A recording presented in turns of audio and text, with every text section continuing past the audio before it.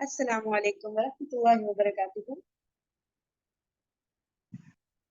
उम्मीद करती हूँ सब खैरियत से होंगे। हम लोग ग़ज़वा अहज़ाब पढ़ रहे थे, जिसमें हम यहाँ तक पहुँचे थे। हाँ, हम लोग यहाँ तक पहुँचे थे कि हज़रत नुअयम रज़ी अल्लाह तआला अन्हु ने एक जंगी टैक्टिक के तौर पे ये हिकमत अमली अपनाई थी ना, कि उन्होंने जो है आपस में, यानी कि जो डिफरेंट कबाइल थे जो कि लड़ने के लिए आए थे, उनमें आपस में एक तरह से ट्रस्ट को खत्म करना था, ठीक है ना? तो बदएतमादी पैदा करनी थी। तो उसके लिए उन्होंने डिफरेंट स्ट्रेटजी अडॉप्ट की थी और जो है वो कामयाब हुए थे कि जो है कि इस तरह से उनमें आपस में फूट पड़वा दें, ठीक है ना? जैसा कुरैश में और बनु कुरैज़ा में तो आपस में वो बदएतमादी पैदा हुई, तो उसकी वजह से ज़ाहिर-सी बात है वो मिलकर हमला नहीं कर सके थे। अच्छा, फिर क्या हुआ था? फिर उसके बाद जो है अल्लाह ताला ने बहुत तेज़ आंधी उनकी तरफ भेजी थी, जो इस्लाम के दुश्मन थे उन सब की तरफ, और उसकी वजह से उनके खेमे उखेड़ उखड़ गए थे, हाँड़ियाँ उलट गई थी और बहुत शदीद अफरा-तफरी का एक पैनिक माहौल क्रिएट वहाँ पर हो गया था।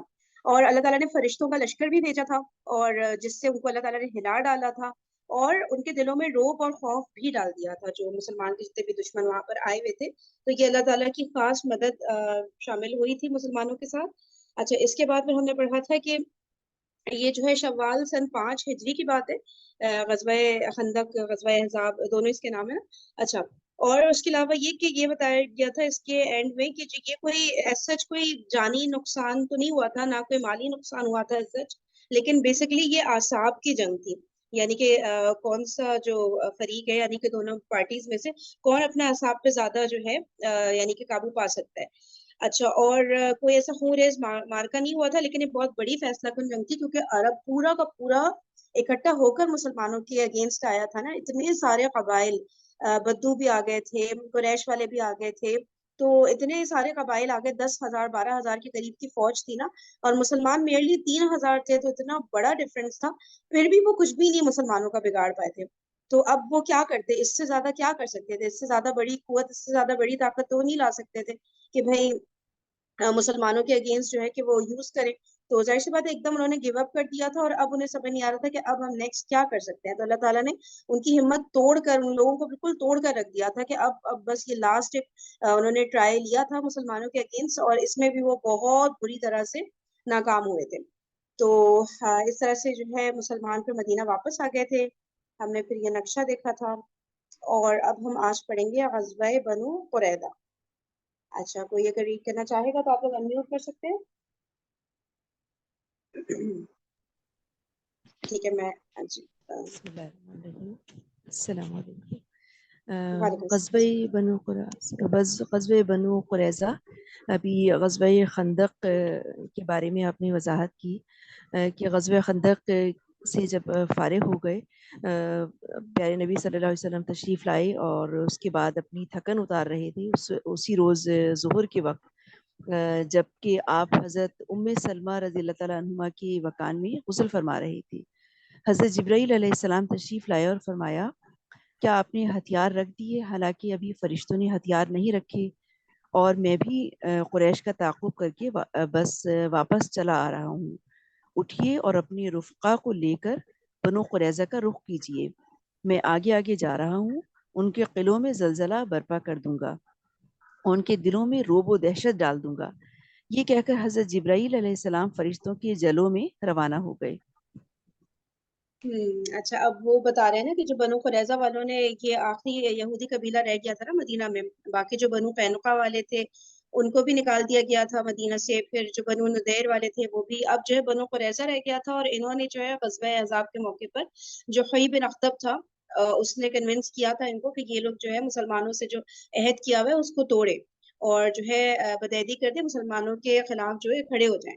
तो जो है वो थोड़ा मुश्किल से कन्विंस हुए थे, लेकिन हो गए थे। जो इसके सरदार थे, मुझे नाम नहीं याद आ रहा अभी, लेकिन बनु कुरैज़ा का जो सरदार था वो जो है कन्विंस हो गया था कि हाँ ठीक है, फिर हम और इन मुसलमानों से अहद तोड़ दिया था। फिर जो है वही जो इन लोग की हरकतें होती हैं, गालियाँ बकना शुरू करना, दुश्मनी मोल लेना, वो सब चीज़ें इन्होंने शुरू कर दी थी। तो अब जो है बता रहे हैं कि अब इनके खिलाफ फिर ग़ज़वे के डिटेल्स आ रही हैं कि रसूलुल्लाह सल्लल्लाहु अलैहि वसल्लम जब खंदक से वापस लेकर आए थे, तो बता रहे हैं कि उसी रोज़ ज़ोहर का वक़्त था। ठीक है ना? इस टाइम को हमें ज़हन में ज़रूर रखना है कि उसी रोज़ ज़ोहर के वक़्त, जबकि आप हज़रत उम्मे सलमा रजी अल्लाह ताला अन्हा के मकान में गुस्ल फरमा रहे थे, वहां से वापस आए थे ना खंदक से, तो गुस्ल फरमा रहे थे। तो फिर बता रहे हैं उस वक्त हजरत जिब्राइल अलैहिस्सलाम वहां पर आए थे और उन्होंने नबी पाक सल्लल्लाहु अलैहि वसल्लम को फरमाया कि आपने क्या हथियार रख दिए। तो फिर उन्होंने आगे मजीद फरमाया, हालांकि अभी फरिश्तों ने हथियार नहीं रखे और मैं भी कुरैश का ताकुब करके, यानी कुरैश को भी फॉलो करके वापस आ रहा हूँ। ये हजरत जिब्राइल अलैहिस्सलाम नबी सल्लल्लाहु अलैहि वसल्लम से फरमा रहे हैं। और फिर उन्होंने मजीद कहा कि आप उठे और अपने रुफका ने अपने साथियों को लेके बनो कुरैजा का जो कबीला है उनकी तरफ आप रुख कीजिए। जस्ट इमेजिन कितना वो थक कर आए थे और कितना, मतलब कहीं पे लिखा आता है 25 दिन का, कहीं पे लिखा आता है 1 महीने की ये पूरी एक तरह से गजवा ये चला था, जिसमें मुशरिकीन ने जो है मुसलमानों का जो मुहासरा किया हुआ था, जो खंदक के ऑपोजिट साइड से मुसलसल तीरंदाजी, और वो जो एक डिफिकल्ट सिचुएशन में थे तकरीबन 25 दिन तक। तो वहां से इतना थके हारे वापस आए थे और बस अभी गुस्ल ही ले रहे थे, गुस्ल ही लेने वाले थे। नबी पाक सल्लल्लाहु अलैहि वसल्लम उसी वक्त हजरत जिब्रील अलैहि सलाम आए और उन्होंने जो है ये सारी बातें फरमाई कि अब आप उठिए और वापस जो है और आप जो है बनु कुरैजा की तरफ जाएं। कितना जस्ट इमेजिन, हम लोग तो थोड़ा सा काम कर लेते हैं, कुछ भी जरा सी थकन हो जाए तो कैसा हमें होने लगता है ना, भाई अब हमें नींद पूरी करने दो या हमें कमर सीधी करने दो, जरा जरा सी बात पे कितना हम लोग थक जाते हैं और बस हमें होता है कि अब हम डिजर्व करते हैं कि अब हम रेस्ट करें ना। और उस वक्त देखिए इतना बड़ा गजबा लड़के नबी पाक सल्लल्लाहु अलैहि वसल्लम वापस आए थे और हजरत जिब्रील सलाम ने, तो ये सब वाकयात है ना जिनसे हमें एक मोटिवेशन मिलती है कि मुसलमान का काम ये रेस्ट करना, आराम करना ये सब नहीं है, ये इंशाल्लाह अल्लाह ताला हमें भरपूर देंगे जन्नत में। लेकिन यहाँ पे ना बहुत ज्यादा मतलब अपने टोज पे रहना होता है हर वक्त। ये जिंदगी इसी का नाम है ना, मुश्किलात का नाम है जो हमें फेस करना है। और आराम तो मुसलमान यहाँ पे नहीं, वो फिर नेक्स्ट वर्ल्ड में ही कर रहे होंगे।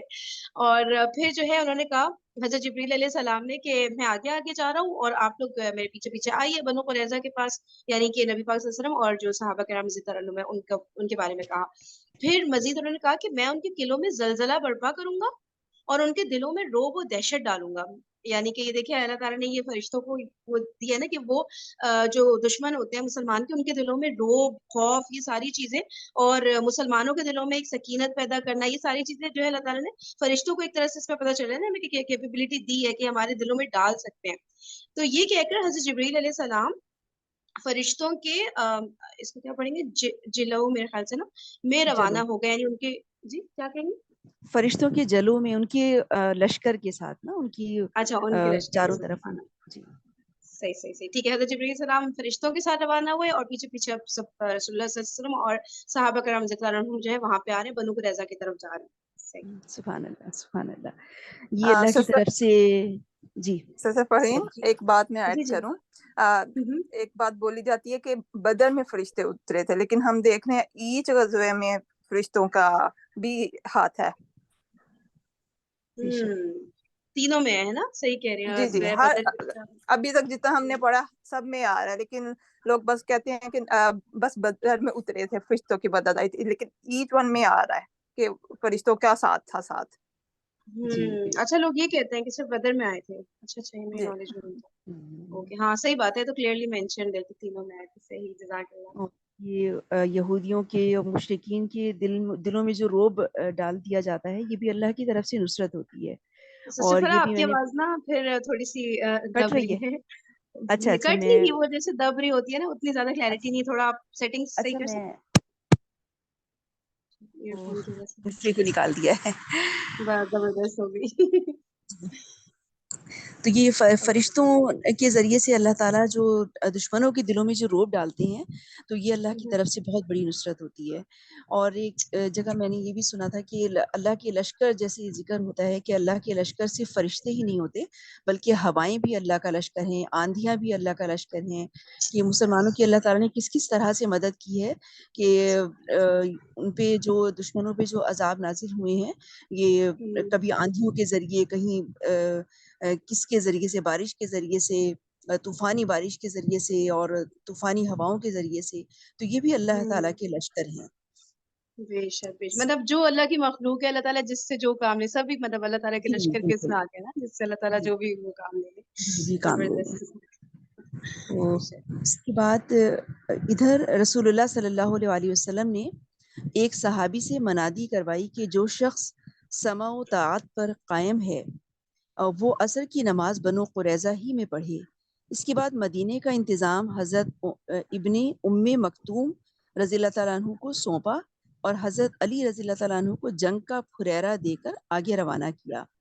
جنگ کا پھریرا یعنی جنگ کا جھنڈا دے کے نا، جنگ کے لیے بھی جب روانہ کیا جاتا ہے ایک جھنڈا ہوتا ہے، تو اس کو دے کے پھر جو بھی جس کو بھی اس کی ذمہ داری سونپی جاتی ہے کہ اس کی قیادت کریں لشکر کی، تو اس کے ہاتھ میں جنگ کا یہ دیا جاتا ہے. حضرت ابن ام مکتوم جو ہیں یہ نابینا صحابی تھے. ان کا ہم نے پڑھا تھا کہ یہ نابینا تھے، اور اس میں سورہ عبس میں ان کا ذکر آیا ہے نا، واقعہ ہم پڑھ چکے ہیں.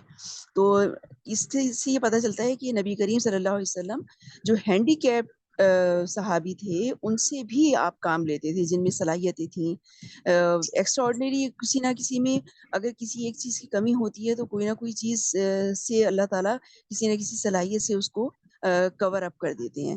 تو یہ صحابی جو تھے وہ بہت سی جنگوں میں شریک ہوئے تھے، اور جھنڈا بھی ان کے ہاتھ میں دیا گیا تھا حضرت ابن ام مکتوم کے ہاتھ میں.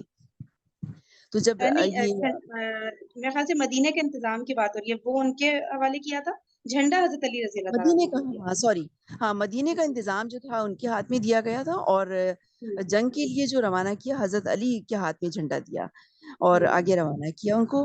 وہ بنو قریظہ کے قلعوں کے قریب پہنچے تو بنو قریظہ نے رسول اللہ صلی اللہ علیہ وسلم پر گالیوں کی بوچھاڑ کر دی. صحیح. اور ایک پوائنٹ بس یہاں پر باقی تو آپ نے ایکسپلین کر دیا، بس ایک چیز یہاں پہ رہ گئی کہ جو ہے ایک صحابی سے آواز لگوائی تھی رسول اللہ صلی اللہ علیہ وسلم نے کہ جو ہے جو بھی سمع و طاعت پر قائم ہے، یعنی کہ جو بھی حضور پاک صلی اللہ علیہ وسلم کی فرما برداری پر قائم ہے نا، یہ بات ہوئی نا، تو وہ جی عصر کی نماز جو ہے نا وہ بنو قریظہ ہی میں پڑے گا، یعنی کہ بس اب فوراً روانہ ہو جانا ہے. اور یعنی کہ ظہر کی بات ہو رہی ہے، ظہر کے وقت آئے تھے حضرت جبرائیل علیہ السلام، اور جو ہے اس کے بعد عصر اور ظہر میں فرق ہی کتنا ہوتا ہے. اور آپ سوچیں یہ سردیوں کے دن تھے، سردیوں میں تو کچھ بھی وقت ہی نہیں ہوتا، ظہر اور عصر تو لگتا ہے بس فوراً آ گئی نا. تو انہوں نے کہا تھا کہ عصر جو ہے ہم بنو قریظہ میں پڑھیں گے، یعنی کہ بس فوراً نکلے. ابھی تو سب آئے تھے خندق سے واپس نا، اور کہتا بس فوراً نکلے اور بنو قریظہ کی طرف پہنچا، عصر وہاں پڑھیں گے. یعنی کہ بتانے کا طریقہ تھا کہ بھائی اتنا جلدی سب نے بس اپنا روانہ ہو جانا ہے وہاں پہ نا. اور باقی تو آپ نے پورا ایکسپلین کر دیا کہ مدینے کا انتظام حضرت ابن ام مکتوم کو دے دیا، حضرت علی رضی اللہ عنہ کو جھنڈا دے کے روانہ کر دیا. صحیح ہے، بات کرتے ہیں. سسٹر فرحین، جب ہم جی نے یہ پیچھے خندق کا پڑھا اس میں بھی یہ اسی صحابی کو نا، یہ جو نبینا صحابی ابن مکتوم، ان کو ہی نظام وہاں کا مدینہ کا دے کے عورتوں کو بچوں کو گھڑیوں میں انہوں نے بھیج دیا تھا نا. تو اس ٹائم ہم نے پڑھا تھا نا کہ نبی پاک صلی اللہ علیہ وسلم کی پھوپھی صفیہ رضی اللہ عنہا وہ مقابلے کے لیے آئی تھی، جب انہوں نے دیکھا تھا کہ یہود کے کچھ آدمی وہ باہر یعنی کہ جاسوسی ٹائپ سے کر رہے ہیں کہ ان میں کوئی مرد تو نہیں ہے. تو یہ صحابی نبینا تھے، اس لیے وہ حضرت صفیہ آگے آ کے انہوں نے سارا مینج کیا. اچھا. اور وہ حضرت حسان رضی اللہ تعالیٰ عنہ کا بھی ذکر آیا تھا نا میرے خیال سے، حسان کا بھی تھا، جی ان کا بھی تھا، اور انہوں نے بولا تھا کہ وہ مینج نہیں کر سکتے کیونکہ یہ ان کا کام نہیں. حضرت حسان موسٹلی شاعر تھے، اور نبی پاک صلی اللہ علیہ وسلم ان کو بولتے تھے کہ مشرکین کا جو، کیونکہ وہ شاعری اس ٹائم عروج پہ تھی اور ہر بات شاعری میں کرتے تھے، تو ان کو نبی پاک صلی اللہ علیہ وسلم فرماتے تھے کہ وہ شاعری میں ان کا مشرکین کا نا جواب دے، ان کی جو باتیں تھی جو ان کے تھے. یہ اچھا حضرت شاعری صفیہ کے بارے میں، جی سوری ہاں جی آپ اپنی بات مکمل کریے گا. حضرت صفیہ نہائی بن اختب کی صاحبزادی تھیں، مجھے نہیں، یہ نبی پاک صلی اللہ علیہ وسلم کی پھوپھی عبد المطلب ان کی بیٹی تھی. وہ بھی ہے حضرت صفیہ، لیکن یہ نبی پاک صلی اللہ علیہ وسلم کی پھوپھی جو ہے نا وہ اس ٹائم آئی تھی. اچھا. دوسری کون کہہ رہی ہے؟ گوبھی کا کیا دوسری ہوگا؟ نبی پاک ام المومنین ہے، وہ یہودی کے سردار کی بیٹی تھی. ان کا آگے انشاءاللہ ہم پڑھیں گے کہ جب وہ خیبر میں شاید، ہاں جی خیبر میں ان کی نبی پاک صلی اللہ علیہ وسلم کے پاس آئی تھی نا، تو پھر ان سے شادی ہوئی تھی.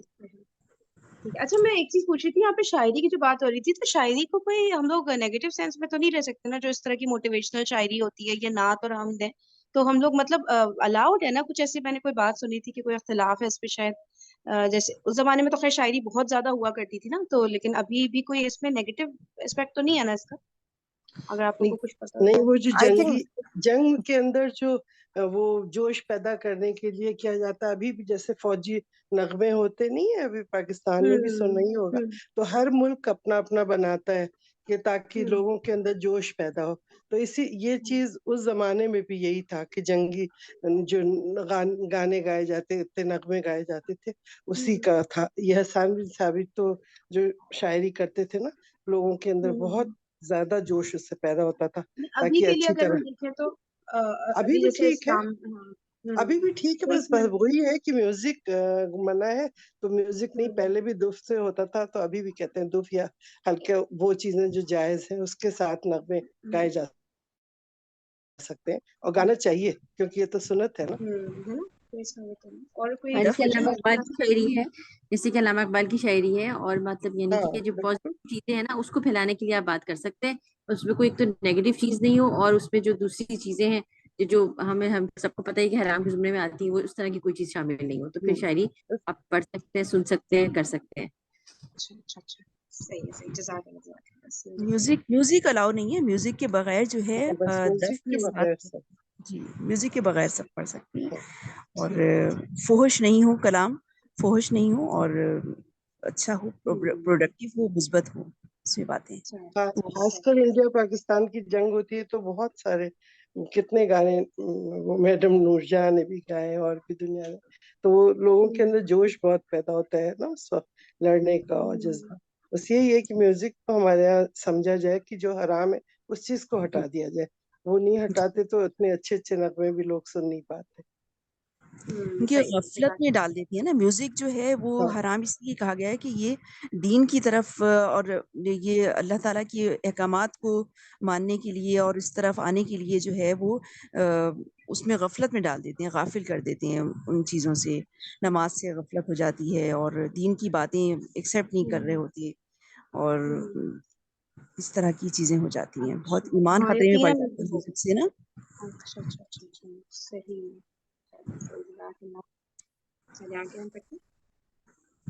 آگے پڑھوں؟ جی جاتے بھائی. جی. اتنے میں رسول اللہ صلی اللہ علیہ وسلم بھی مہاجرین و انصار کی جلوں میں روانہ ہو چکے تھے. آپ صلی اللہ علیہ وسلم نے بنو قریظہ کے دیار میں پہنچ کر انا نامی ایک کنویں پر نزول فرمایا. عام مسلمانوں نے بھی لڑائی کا اعلان سن کر فوراً دیار بنو قریظہ کا رخ کیا. راستے میں عصر کی نماز کا وقت آ گیا تو بعض نے کہا ہم جیسا کہ ہمیں حکم دیا گیا ہے بنو قریظہ پہنچ کر ہی عصر کی نماز پڑھیں گے. حتیٰ کہ بعض نے عصر کی نماز عشاء کے بعد پڑھی. لیکن کچھ دوسرے صحابہ رضی اللہ تعالیٰ عنہم اجمعین نے کہا کہ آپ صلی اللہ علیہ وسلم کا مقصد یہ نہیں تھا، بلکہ یہ تھا کہ ہم جلد از جلد روانہ ہو جائیں. اس لیے انہوں نے راستے ہی میں نماز پڑھ لی. البتہ جب رسول اللہ صلی اللہ علیہ وسلم کے سامنے یہ قضیہ پیش ہوا تو آپ صلی اللہ علیہ وسلم نے کسی بھی فریق کو سخت سست نہیں کہا. سبحان اللہ. آپ ایکسپلین کریں گے سر؟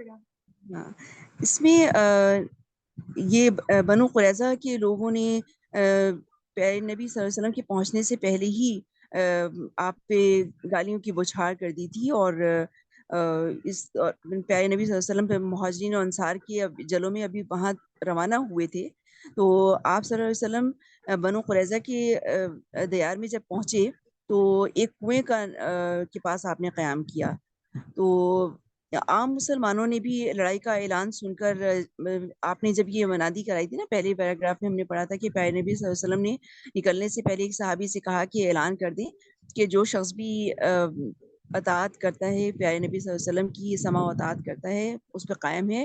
تو عصر کی نماز ظہر کا وقت تھا، اور آپ نے کہا کہ اعلان کر دیں کہ عصر کی نماز ہمیں بنو قریظہ ہی میں پڑھنی ہے. اب آپ نے ایکسپلین نہیں کیا تھا کہ اب راستے میں ظاہر ہے کہ جو جتنے فاصلے پہ تھا تو وہاں سے جہاں تک اعلان پہنچا تو وہ لوگ نکلنا شروع ہو گئے، اور وہاں پہنچے ہیں. پھر اس کے بعد کچھ لوگوں کے راستے میں ہی عصر کی نماز کا وقت آ گیا. تو اس میں بعض صحابہ نے کہا کہ ہم تو وہیں پہنچ کے نماز پڑھیں گے، چاہے کیونکہ عصر کا وقت تو گزر جاتا جب وہاں پہنچتے. اور وہ بعض صحابہ نے تو عصر کی نماز جو عشاء کی بعد پڑھی، قضا پڑھی. اور دوسرے کچھ صحابہ نے کہا کہ نہیں، آپ کا مقصد یہ تھا کہ جلد سے جلد روانہ ہو جائیں، اور اسی لیے انہوں نے کچھ صحابہ نے راستے میں ہی نماز پڑھ لی. مطلب دونوں ہی اپنی اپنی جگہ درست تھے اور اطاعت کر رہے تھے پیارے نبی صلی اللہ علیہ وسلم کی. بہت خوبصورت بات ہے کہ لیکن پیارے نبی صلی اللہ علیہ وسلم نے بھی جب سنا تو آپ نے کسی کو بھی اس میں تنبیہ نہیں کی اور سست نہیں کہا، اور بلکہ اس چیز کو سنا اور آپ نے ایک طرح سے نظر انداز کر دیا کہ دونوں نے اپنی اپنی جگہ آپ کی بات کو مانا، آپ کی اطاعت، اور ایک نیک مقصد کے لیے ہی نکلے. انڈرسٹینڈنگ بھی تھا نا کہ انہوں نے کس نے کس طرح انڈرسٹینڈنگ کی اس حکم کی. جی تو آج بالکل. بھی اسی طرح کے ہے کہ ہم لوگ ایک حکم کو کسی طرح لیتے ہیں، کوئی دوسری طرح لیتا ہے، اور اسی طرح سے فرقہ بازی ہو جاتی ہے. اصل میں یہ بنو قریظہ کا واقعہ بہت ہی زیادہ لیا جاتا ہے ہر بات میں، تمام چیزوں میں. یہ ایک خاص بہت اوپن مطلب ایک نصیحت ہے ایک طرح کی، کہ حضور صلی اللہ علیہ وسلم نے ایک حکم دیا کہ یہ میرا حکم ہے کہ تم وہاں پہنچنا، کیونکہ انہوں نے ایک ایسٹیمیٹ لے لیا تھا کہ اتنا فاصلے کے پر جا کے نماز ہوگی، تو انہوں نے کہہ دیا تھا کہ یہاں تک جا کے نماز پڑھنا. تو وہ ایک حکم تھا، تو سب نے سمجھ لیا کہ یہ ایک حکم ہے. دوسری چیز، کچھ صحابہ نے یہ سمجھا کہ نماز کو اپنے وقت سے فوت نہیں ہونا چاہیے، نماز ہمیشہ ٹائم پہ پڑھی جاتی ہے. جو اس کا مکتوبہ جو ٹائم ہے اللہ نے دیا ہے، اگر ہم اس وقت چلیں اور ہماری اسپیڈ کچھ آگے پیچھے ہو گئی، اس سے ہوا کہ ہم وہاں نہیں پہنچ پائے، لیکن ہمارا چونکہ نماز کا ٹائم آ گیا ہے، تو یہ ان کا فہم تھا کہ ہاں نماز کو ضرور وقت پہ پڑھ لو. حضور صلی اللہ علیہ وسلم کا یہ مقصد نہیں تھا کہ ہم چاہے نماز تمہاری وہ ہو جائے، ٹوٹ جائے، ختم ہو جائے ٹائم، پھر بھی تم آگے مطلب نہیں پڑھو اور آگے بڑھ جاؤ. تو یہ چیز کو دو آدمی نے دو طرح سے سمجھا، مطلب بات ایک ہی ہے، لیکن اس چیز کو کچھ لوگوں نے اپنے دماغ سے ایسا سمجھا، کچھ نے وہ. تو دونوں ہی چیز قاعدے سے صحیح ہے کہ دونوں فالو کسے کہہ رہے ہیں؟ نبی صلی اللہ علیہ وسلم کو. وہ کہہ رہے ہیں ان کے قول کو ہم فالو کر رہے ہیں، وہ ان کے فہم کو فالو کر رہے ہیں، لیکن کہا انہوں نے یہ الفاظ تھے. تو اب دونوں میں اختلاف جب پیدا ہوا تو انہوں نے کہا ہم جا کے اس معاملے کو رسول اللہ صلی اللہ علیہ وسلم کے سامنے پیش کریں گے. جب انہوں نے بتایا دونوں نے اپنا بتایا کہ ہم آپ کی اطاعت کرتے ہوئے ہم نے نماز کو چھوڑ دیا، ٹال دیا ٹائم پہ. حالانکہ ٹالا نہیں جاتا ہے، نماز تو ہمیشہ ٹائم پہ پڑھی جاتی ہے. تو لیکن حضور صلی اللہ علیہ وسلم نے ان کا بھی سن کے خاموش رہے، ان کا بھی کوئی مطلب اس پہ آنسر نہیں دیا، کہ مطلب خاموشی کا مطلب بھی رضامندی ہو جاتی ہے ایک طرح سے. لیکن کہا نہیں حضور صلی اللہ علیہ وسلم نے. اس سے کیا ہوتا ہے کہ اختلاف نہیں ہوتا امت میں. تو وہ دونوں چیزیں اٹس اوکے دونوں کے لیے. تو اسی طرح آج کل بھی جو ہوتا ہے، کچھ لوگ رفع دین کر کے نماز پڑھ رہے ہیں، کچھ باندھ کے نماز پڑھ رہے ہیں، کچھ یہ. تو یہ ساری چیزیں صحیح ہے، بس ہمیں کسی کو یہ نہیں کہنا چاہیے کہ وہ رانگ ہے، وہ غلط ہے، وہ یہ کر رہا ہے، وہ زور سے آمین کر رہا ہے، وہ خاموشی سے. یہ تمام چیزیں صحیح ہے، کیونکہ مختلف اوقات میں مختلف چیزیں کر کے دکھا دی ہیں نبی نے. تو حضور صلی اللہ علیہ وسلم کی تمام چیزوں کے حساب سے ہم لوگ کو یہ چھوٹی چھوٹی چیزیں چھوڑ کے صرف مین توحید کے اندر اور شرک جہاں ان سب چیزوں کو غور سے دیکھنا ہے، وہی پہ کرنا ہے عمل. لیکن یہ چھوٹی موٹی اختلافات جو ہے نا، ان کو بالکل اگنور کر کے یونائٹڈ ہونا چاہیے امت کو. یہ مقصد ہے. اپنے اینڈ پہ پوری تحقیق کریں، کوشش کریں کہ بھئی کیا مسئلے کا حل صحیح ہے. وہ جب پتہ چل گیا تو بس اب دوسرے پہ تنقید کرنے کی ضرورت نہیں. آپ کے جو دلائل ہیں آپ اگلے کے سامنے رکھ دیں کہ یہ ہے، باقی بس ختم ہو گئی بات، پیچھے پڑنے اور کی ضرورت نہیں. انشاءاللہ آپ کی پوچھ پکڑ نہیں ہوگی، کیونکہ جب آپ کے نیت ہو گئی نا کہ آپ اتباع رسول کر رہے ہیں، نبی صلی اللہ علیہ وسلم نے جو کہا ہے اللہ اور اللہ کے رسول کی اتباع کر رہے ہیں، تو انشاءاللہ کسی کو کوئی گناہ نہیں ہوگا. انشاءاللہ ہم اور اس سب پہ کی والی بات مغفرت ہوگی. بتائیے گا، وہ جو ہے نا کہ کس کا ہے کہ ایک اجتہاد پہ ایک اجر ملتا ہے اور وہ تو ورنہ ڈبل مفتیوں، ملتا ہے، وہ ہے وہ نا. ہے مفتی حضرات سے. جیسے آپ کو کوئی چیز نہیں سمجھ آ رہی دین میں، اب آپ اپنے دماغ سے فیصلہ نہیں کر پا رہے ہیں، because you don't have much knowledge نا. ہمیں اتنی نالج تو نہیں ہے جتنا مفتیوں نے پڑھا ہے، بہت زیادہ ٹائم لگا کے 8 سال 10 سال جو بھی کر کے. تو انہوں نے اتنے زیادہ نالج حاصل کی، تو ان کو اتنا اختیار دیا گیا کہ جب کوئی مسئلہ ہو آپ کے دماغ میں، آپ اپنے مفتی کو ضرور کال کریں اور مفتیوں سے پوچھ لیں. وہ مفتی جو فتویٰ دے گا اور اس پہ عمل کریں. پھر آپ اپنی یہ نہیں کہ مفتی تو غلط کہہ رہا ہے، نہیں ہمارا دماغ یہ کہہ رہا ہے ہم یہ کر لیں، یہ کبھی نہیں کرنا چاہیے. کیونکہ جب آپ مفتیوں سے پوچھ لیتے ہیں نا، تو ان کے اوپر آ جاتی ہے ساری ذمہ داری. تو اگر ان کا فتویٰ بالکل صحیح ہوگا اکارڈنگ ٹو دین، بالکل نالج، تو پھر ان کو ڈبل اجر اللہ تعالیٰ دیں گے. اور اگر ان کا فتویٰ بالکل غلط بھی ہوگا، تب بھی ان کو ایک اجر یہ مسئلے کو بتانے کا ان کو ملنا ہی ملنا ہے، لیکن آپ بری ذمہ ہو جائیں گے. जिसने सवाल किया है वो बरी जिम्मा हो जाएगा, क्योंकि उसने ये चीज मुफ्ती पे डाल दी जिसके पास ज्यादा नॉलेज है। वो उसने अपनी तरह कोशिश की मालूम करने की, नहीं मालूम हुआ तो वो मुफ्ती को कॉल कर लेगा, मुफ्ती से। इसलिए जब भी जहां आप कंफ्यूज हो उसे उठा के मुफ्ती से जरूर पूछा करें। और कभी कभार होता है कि जैसे आजकल लोग करते हैं फतवा शॉपिंग के लिए, तो फला मुफ्ती ये कह रहा, फला मुफ्ती, तो आजकल ईमान का भी तो वो बहुत बुरा हाल हो रहा है ना, तो इसलिए हम लोगों को एहतियातन 2-3 मुफ्तियों को कॉल कर लेना चाहिए। उससे भी हम लोगों को आइडिया हो जाएगा, क्योंकि हम दुनिया के अंदर हर अपनी चीज के लिए, पढ़ाई के लिए, डॉक्टर के लिए, हर चीज के लिए बेस्ट ढूंढते हैं, बेस्ट ऑफ द बेस्ट ना। तो हम लोग जाते हैं अपने बच्चों को पढ़ाना बेस्ट स्कूल में, हर चीज शॉपिंग करें उसमें भी बेस्ट ढूंढ रहे, तो फिर हम मुफ्ती क्यों नहीं, दीन के लिए भी क्यों नहीं। तो हमें चाहिए कि 2-3-4 मुफ्ती को कॉल करके एक ही मसले को अपना पूछे, मेजॉरिटी का जो सेम होगा उसको हम मान लें, तो फिर हम बरी जिम्मा हो जाएंगे और मुफ्ती के ऊपर आ जाएगा। और वो मुफ्ती ने भी अगर सही दिया होगा हमें फतवा, तो of course he will get double reward, और अगर नहीं होगा तो he will get single reward. सही। जज़ाकल्लाह, May Allah सुभान। reward you for this explanation also. क्या हुआ? मैं समझी नहीं क्या मैं बहुत कह अच्छी रही हूँ, may explain- Allah reward you for this explanation also. जज़ाकल्लाह खैर। मैं सोचा फरीन कह रही है कि आंटी आप बिल्कुल गलत बोले जा रही हैं। नहीं तुमने माशाल्लाह बहुत अच्छे से जी, बताया। माशाअल्लाह, अच्छा। बहुत अच्छा बताया, जज़ाकल्लाह की तरक्की जबरदस्त, बहुत अच्छा एक्सप्लेन किया आपने, जज़ाकल्लाह। वैयाकुम। अच्छा जी, आगे पढ़ें। बहर कैफ मुख्तलिफ टुकड़ियों में बटकर इस्लामी लश्कर दयार कुरैज़ा में पहुंचा और नबी सल्लल्लाहु अलैहि वसल्लम के साथ जा शामिल हुआ। फिर बनु कुरैज़ा के किलों का मुहासरा कर लिया। इस लश्कर की कुल तादाद 3000 थी और इसमें 30 घोड़े थे। ये मुसलमानों के लश्कर का जिक्र हो रहा है। जब मुहासरा सख्त हो गया तो यहूद के सरदार काब बिन असद ने यहूद के सामने 3 मुतबादिल तजवीज़ें पेश की। अच्छा, पहली यहाँ पर ना तजवीज़, ये देखिए जो लश्कर की जो तादाद बताई गई है 3000, यानी कि वो ही पूरा का पूरा लश्कर आ गया था जो ग़ज़वा खंदक में था। तो यानी कि सब के सब कितना, सब में ही इतना ज्यादा ईमान होता था, कोई पीछे नहीं रहा। सब इतना थके हारे चूर हुए हुए, इतने दिनों की थकन, इतनी शदीद सर्दी बर्दाश्त करके, और कितना मेंटल स्ट्रेस उनके ऊपर था और फिजिकल, दोनों चीजें कितनी ज्यादा थी। लेकिन पूरा का पूरा 3000 का लश्कर वहां भी जिक्र हुआ था, यहाँ भी, यानी सब के सब आ गए ना एक पुकार पे नबी पाक सल्लल्लाहु अलैहि वसल्लम की। तो ये भी सुभान, कितनी हैरत अंगेज बात है ना। और बहुत देखने में ये भी है ना कि बिल्कुल सुकून वाली लाइफ नहीं है, हर वक्त खतरात में गिरे हुए, एक के बाद एक बात आ रही है। और यहाँ ये मैं देख रही थी कि यहूद की बात आई ना, बनु कुरैज़ा किलों का मुहासरा कर लिया। उनकी, जैसे हमने पहले भी पढ़ा था, स्ट्रॉन्ग तो वो काफी थे लेकिन लड़ने की उनमें हिम्मत नहीं थे, तो वो क्या करते थे, भाग के किला बंद हो जाते थे।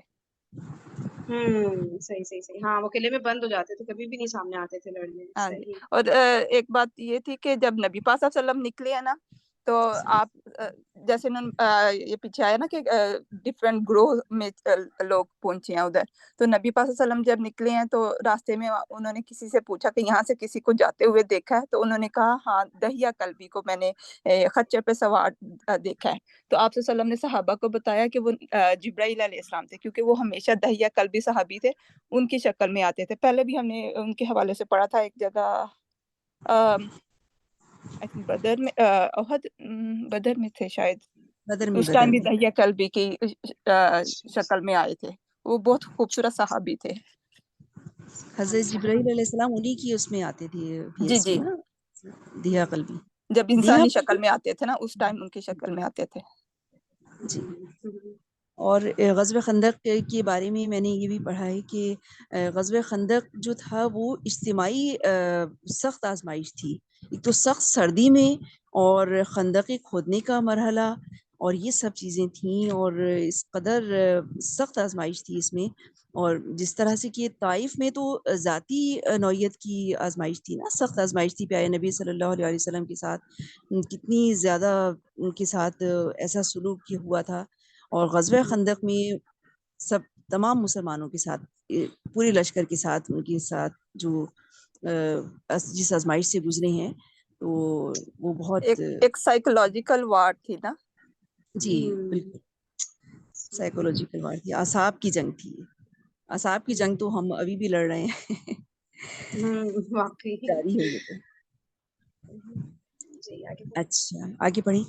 یہ تجاویز جو پیش کی یہود کے سردار کعب بن اسد نے یہود کے سامنے، مطلب یہ جنگ سے بچنے کے لیے نا کہ یہ تجاویز قبول کر لی جائیں. پہلی تجویز یہ تھی کہ یا تو اسلام قبول کر لیں اور محمد صلی اللہ علیہ وسلم کی دین میں داخل ہو کر اپنی جان، مال اور بال بچوں کو محفوظ کر لیں. کعب بن اسد نے اس تجویز کو پیش کرتے ہوئے یہ بھی کہا کہ واللہ تم لوگوں پر یہ بات واضح ہو چکی ہے کہ وہ واقعی نبی اور رسول ہیں، اور وہ وہی ہیں جنہیں تم اپنی کتاب میں پاتے ہو. یعنی وہ سب مانتے تھے، سمجھتے تھے، پڑھ چکے تھے. اپنی تمام ان کی کتابوں میں بھی لکھا تھا کہ نبی کریم صلی اللہ علیہ وسلم کی نشانیاں دیکھتے ہوئے، پہچانتے ہوئے بھی وہ انکار کر رہے تھے اور ان کی بات نہیں مان رہے تھے. آپ کچھ وضاحت کریں گی اس کی پہلے پوائنٹ کی تو جی مزید ہاں، آگے اس میں پڑھیں. بس وہی والی بات ہے کہ وہ سمجھتے تھے اور کتنا علم والے تھے یہودی، اور عقل بھی کتنی زیادہ تھی. سوچے علم اور عقل کا کمبینیشن کتنا ایک ڈیڈلی کمبینیشن ہوتا ہے. پھر بھی وہ ان کو نہیں یہ باتیں سمجھ آ رہی تھی نا، مطلب وہ اتنا زیادہ اپنی ضد پر اڑے ہوئے تھے.